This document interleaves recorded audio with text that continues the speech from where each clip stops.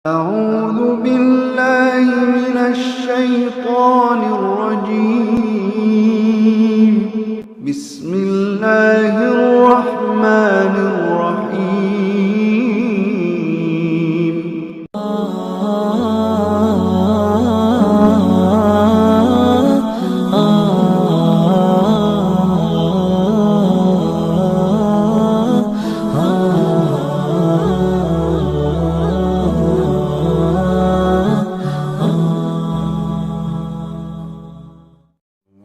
Ustadz lainnya, jangan sesama Ustadz Salafi saja. Lah, kenapa? Pertanyaannya kenapa? Ini tidak menjelaskan alasannya gitu loh. Kenapa? Kenapa usulan ini harus dibenarkan? Kan kita untuk menerima sesuatu sebagai kebenaran, kan kita harus punya dasar. Atas dasar apa anjuran ini harus kita terima?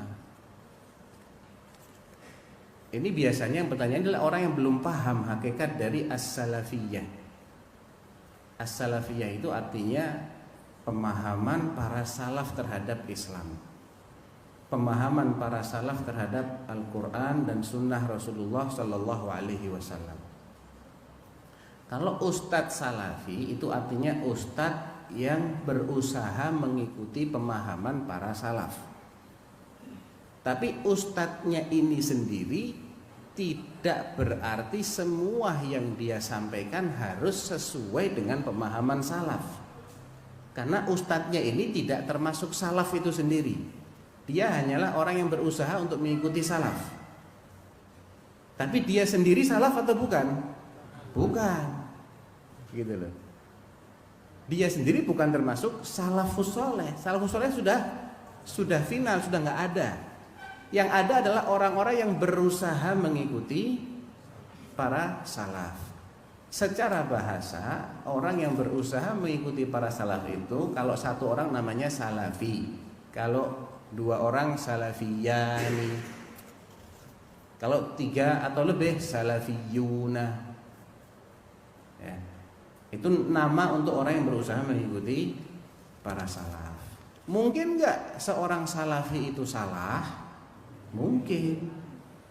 Tapi mungkinkah manhaj salaf salah? Tidak mungkin. Sekarang antum harus tahu manhaj salaf itu yang seperti apa. Manhaj salaf itu adalah ijma'nya salaf. Titik. Nggak pakai koma. Manhaj salaf adalah ijma'nya salaf. Kalau salaf sudah ijma' mesti benar. Mesti benar. Kalau para salaf berbeda pendapat, kita lihat perbedaan pendapat mereka ini apakah sifatnya pendapat yang saling kontradiktif. Yang satu mengatakan halal, yang satu lagi atau sebagian mengatakan ini halal, sebagian mengatakan ini haram. Ataukah sifatnya hanya variatif, bukan kontradiktif. Sebagian menafsirkan misalnya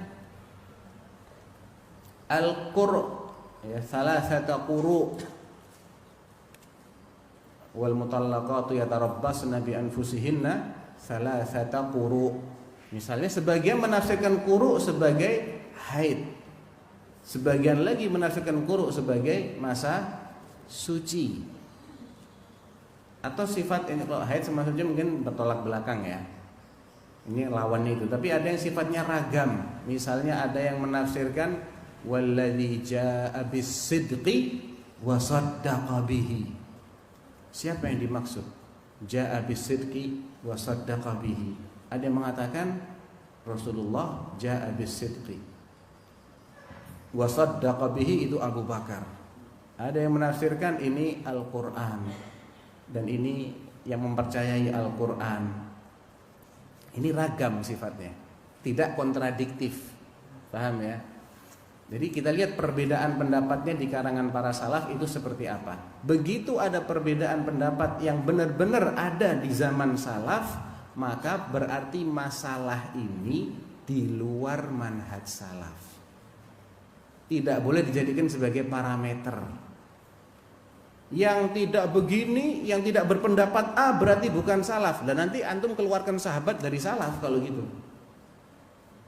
Karena ada sebagian sahabat yang berpendapat tidak seperti itu. Jadi yang namanya manhaj salaf itu hanya yang sifatnya kesepakatan mereka. Kalau mereka beda pendapat, dalam berapa pendapat mereka beda pendapat? Dalam 2 pendapat, mau pilih A atau B, Anda tidak keluar dari manhaj salaf. Dan Anda nggak boleh mengeluarkan yang tidak sependapat dengan Anda, karena memilih pendapat yang lain, tidak boleh Anda keluarkan dari manhaj salaf. Berbeda dalam 3 pendapat, ya masing-masing dari 3 pendapat ini kita boleh ikuti sesuai dengan ilmu yang sampai kepada kita. Selama masih salah satu dari 3 pendapat yang diikuti, maka tidak keluar dari manhaj salaf. Tapi nggak boleh membid'ahkan yang tidak ngikutin pendapat yang Anda pilih, karena memang masalahnya masalah ada ijtihad, beda ijtihad di situ. Kalau sudah ijma' dia tidak ikuti, berarti dia keluar dari as-salafiyah. Dan tidak ada pemikiran atau ideologi atau manhaj yang mendapatkan jaminan dari Allah selain para salaf. Dalilnya apa? At-Taubah ayat 100, An-Nisa ayat 115, demikian juga 110 atau 115 ya? 115 ya. Kalau enggak salah 115. Kemudian surat Al-Fath ayatnya kalau nggak salah 26 kalau nggak salah. Idh ja'ala alladhina kafaru fi qulubihimul hamiyyata hamiyyatal jahiliyyah fa anzalallahu sakinatahu ala rasulihi wa 'alal mu'minin wa alzamahum kalimatat taqwa wa kanu ahaqqa biha wa ahlaha. Pujian dari Allah. Mereka lah yang paling berhak dan paling ahli dalam ketakwaan. Yaitu orang-orang beriman ketika ayat ini turun, para sahabat Nabi.